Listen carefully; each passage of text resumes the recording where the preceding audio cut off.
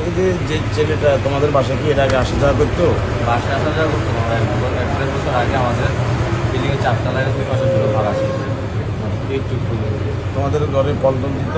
না না, ঘরে ফল দিতে বলতো যেসব দেখতাম উনি বাইরে ফল বের করছে, যদি দেখতে আছে ফলগুলো তাজা তাহলে দিতাম একটু। এই যে বিল্ডিংয়ের ভিতরে সে কিভাবে তোমাদের বাসায় ঢুকলো, মানে কিছু জানতে পারছো? মানে সম্পর্ক ছাড়া বা কি কি বলে ঢুকছে সে? এখন ওখানে তো যারা ছিল তাদের কেউ থেকে তো কোনো কথা আসে না, ওনাদের কেউ বেঁচে। আর যাকে যে মারছে ও তো বেশি না, কার থেকে জানা যাবে কীভাবে ঢুকছে বা কি আসলে। আর আমি তো ওই সময় বাসায় ছিলাম, দোকানে ছিলাম। এর মধ্যে কখনো তুমি এর ভিতরে আম্মু বল টলও দেয় না যে কিছু বলছি তো কি।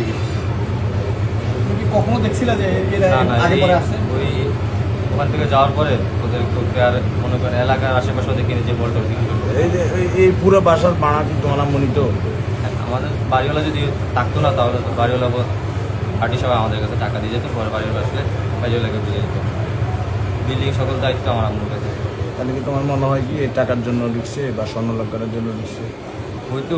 হইলেও হতে পারে। ওই বাসার জন্য ঢুকছি, আম্মুর ফোনও দেখিনি। আমাদের বাসার দুটো অ্যান্ড্রয়েড সেট ছিল, এটা একটা দেখিনি।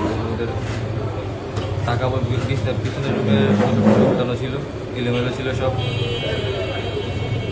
আর এর থেকে বেশি তো খেয়াল করার সুযোগ ছিল না। আম্মুকে নিয়ে বেরিয়ে গেছি তাড়াতাড়ি হাসপাতালে নিয়ে যাওয়া। আচ্ছা, ঠিক আছে। আচ্ছা, অন্তর্মুদ্দিন যখন এখানে ছিল তার সাথে তার কে কে থাকতো? পরিবারের লোকজন থাকতো? ওর সাথে ওর একজন ওয়াইফ, উনি বলছিল যে ওনার ওয়াইফ। এই আর কেউ আসা যাওয়া দেখি। ঠিক আছে, তাহলে ওইটাই। হ্যাঁ, ঠিক